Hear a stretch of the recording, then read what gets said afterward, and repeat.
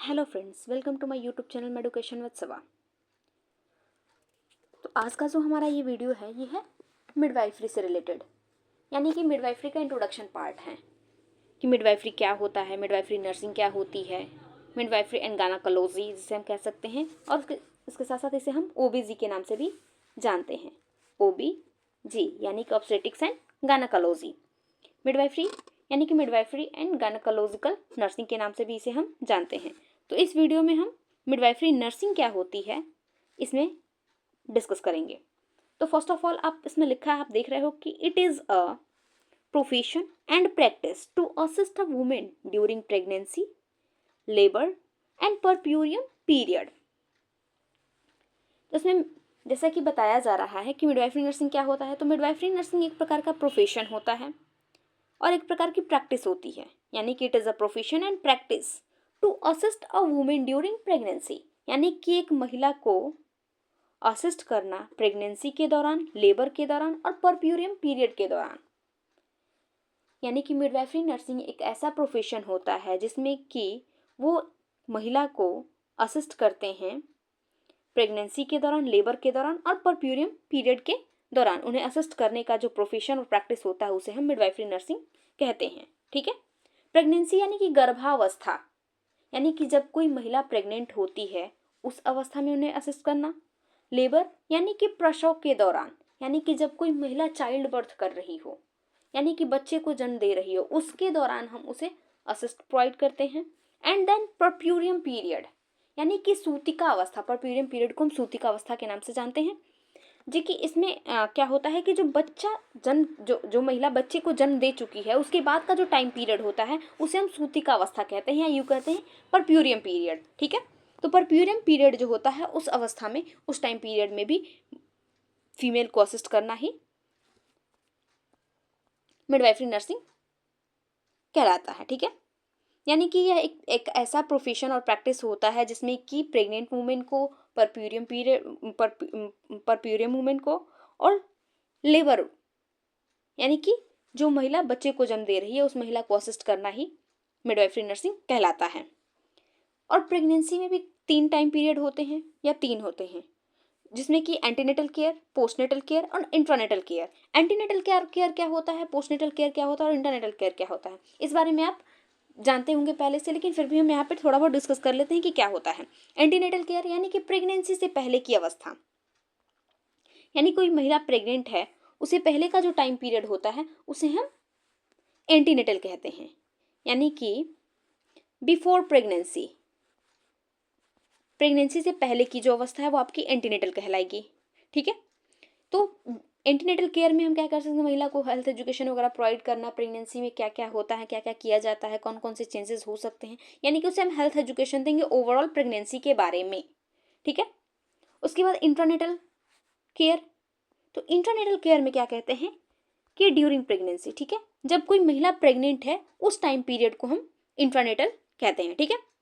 तो उस time period में मतलब क्या क्या हमें केयर करना चाहिए प्रेगनेंसी के दौरान, कौन कौन से हमें अपने केयर प्रोवाइड, मतलब एक महिला को कौन कौन से केयर अपने ध्यान देना चाहिए, कौन कौन से अगर कोई प्रॉब्लम्स अकर हो रही हैं, मॉर्निंग सिकनेस वगैरह होने लगता है महिलाओं को प्रेगनेंसी के दौरान, नोज़िया वॉमिटिंग जैसे सिम्टम्स आने लगते हैं उसमें, तो क्या क्या हमें उस समय करना चाहिए, कौन कौन से एक्शन उस टाइम लेने चाहिए हमें, ये हमें हेल्थ एजुकेशन या फिर ये हमें एक रेमेडीज़ वगैरह जो प्रेग्नेंट वुमेन है उनको हम बताते हैं। यानी कि इंटरनेटल केयर के दौरान जो जो प्रॉब्लम्स होती हैं या फिर जो जो चेंजेस होती हैं फीमेल्स में, उनके लिए हम क्या कर सकते हैं, क्या उपाय कर सकते हैं, क्या रेमेडीज कर सकते हैं, इनके बारे में हम महिलाओं को बताएंगे। या फिर हमें ट्रीटमेंट लेने की आवश्यकता है या नहीं, किस कंडीशन में, अगर उसी किस प्रकार मतलब सीवियर स्टेज में चला जा रहा है, किस स्टेज में है, तो हमें उसे ट्रीटमेंट लेने की आवश्यकता है, या फिर होम रेमेडीज़ के थ्रू भी हम उसे ट्रीट कर सकते हैं। उसके बाद आता है पोस्टनेटल केयर। पोस्टनेटल केयर वो होता है यानी कि आफ्टर डिलीवरी या आफ्टर लेबर कह सकते हैं। ठीक है। या आफ्टर डिलीवरी कह सकते हैं। ठीक है। तो आफ्टर लेबर या आफ्टर डिलीवरी कौन कौन से केयर हमें महिला को प्रदान करने होते हैं, कौन कौन से केयर हमें महिला को देने होते हैं, इस बारे में हम यहाँ डिस्कस करते हैं। इस बारे में मतलब पोस्टनेटल केयर में वही होता है कि महिला को कौन कौन से केयर हमें प्रोवाइड करने हैं बच्चे के जन्म के बाद। ओके, आई होप आप लोग को यहाँ तक समझ में आया होगा। अब हम आगे देखेंगे ऑब्स्टेटिक्स क्या होता है, ठीक है। जैसे हमने बताया कि इसे ओबीजी के नाम से भी जानते हैं, ओबीजी यानी ऑब्स्टेटिक्स एंड गायनेकोलॉजी, ठीक है। तो अभी हम देखेंगे ऑब्स्टेटिक्स होता क्या है। तो अगर इसे सीधे सीधे छोटे छोटे शब्दों में, शॉर्ट एंड स्वीट वर्ड्स में कहें तो स्टडी ऑफ प्रेग्नेंट फीमेल, यानी कि एक गर्भवती महिला का अध्ययन करना ही ऑब्स्टेटिक्स कहलाता है। और थोड़ा इन डिटेल देखें तो वह branch of medicine that specialise in the care of women during pregnancy, child birth and the postpartum period, यानी कि यह एक मेडिसिन का ऐसा ब्रांच होता है जिसमें कि specialised care of a women during pregnancy, यानी कि एक प्रकार का विशेष केयर दिया जाता है महिला को। कब दिया जाता है? तो ड्यूरिंग प्रेगनेंसी, यानी प्रेगनेंसी के दौरान, चाइल्ड बर्थ के दौरान और पोस्टपार्टम पीरियड, यानी कि बच्चे के जन्म के बाद जो केयर दिया जाता है, स्पेशलाइज्ड केयर महिला को प्रोवाइड किया जाता है, उसे हम क्या कहलाते हैं? ऑब्स्टेटिक्स कहते हैं। यानी कि यह एक मेडिसिन का ऐसा ब्रांच होता है जिसमें कि स्पेशलाइज केयर दिया जाता है महिलाओं को। और कब कब दिया जाता है? तो प्रेगनेंसी के दौरान, यानी कि गर्भावस्था के दौरान, बच्चे को जन्म देते समय यानी कि चाइल्ड बर्थ के दौरान, और पोस्टपार्टम पीरियड, पोस्टपार्टम पीरियड यानी कि बच्चे के जन्म के बाद का जो टाइम पीरियड होता है उसे हम पोस्टपार्टम पीरियड के नाम से जानते हैं, ठीक है। पोस्टपार्टम कहें या पोस्टनेटल कहें, ठीक है, वो आपका पोस्टपार्टम पीरियड कहलाता है, यानी कि बच्चे के जन्म के बाद का जो टाइम पीरियड है उसे। अब हम देखते हैं गायनेकोलॉजी क्या होती है, ठीक है। गायनेकोलॉजी क्या होता है इसमें हमें देखते हैं नेक्स्ट।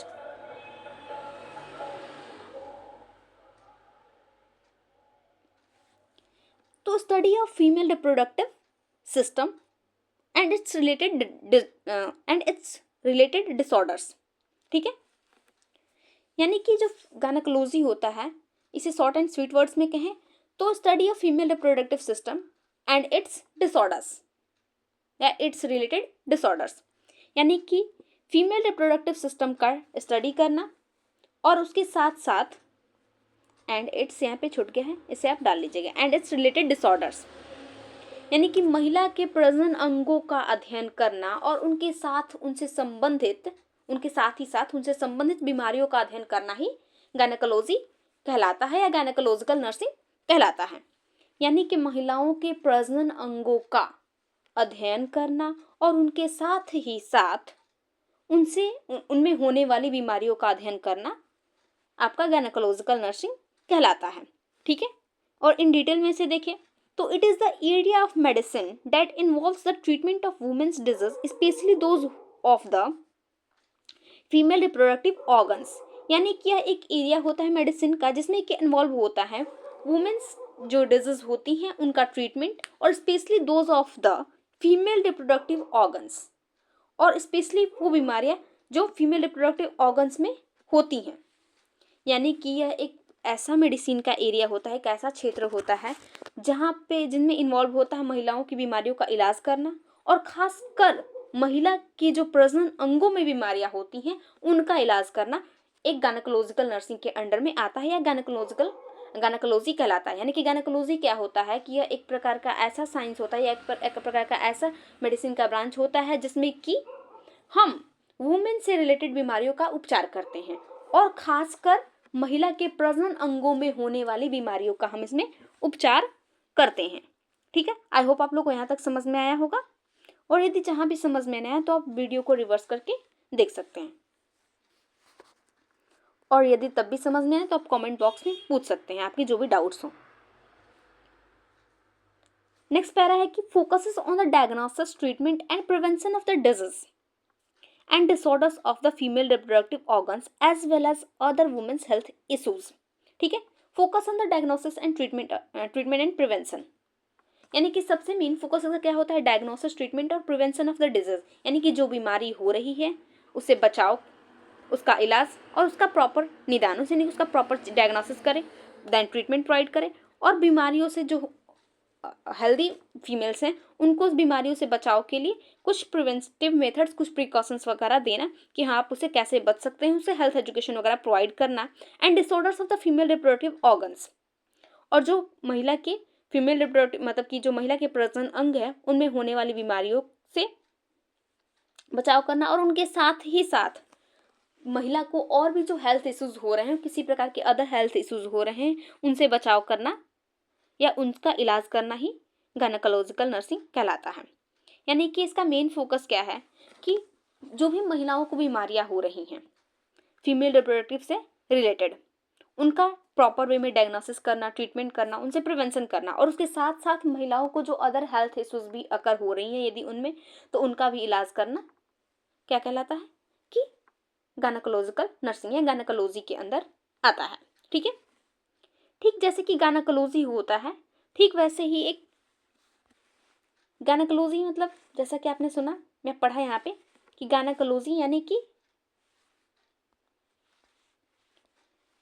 फीमेल रिप्रोडक्टिव सिस्टम का स्टडी करना, यानी कि गायनेको एंड लॉजी, तो यानी कि ये फीमेल हो गई आपकी,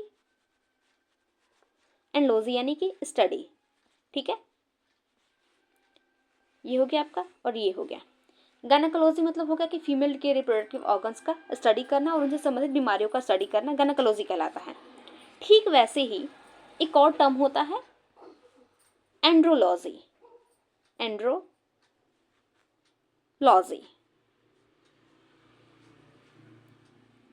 शायद यदि आप लोग को इसके बारे में पता हो तो अच्छी बात है, और नहीं पता है तो अब पता चल जाएगा क्या होता है एंड्रोलॉजी। ठीक है, एंड्रो यानी मेल, एंड्रोलॉजी यानी स्टडी, जैसा कि आप लोग को पता ही है।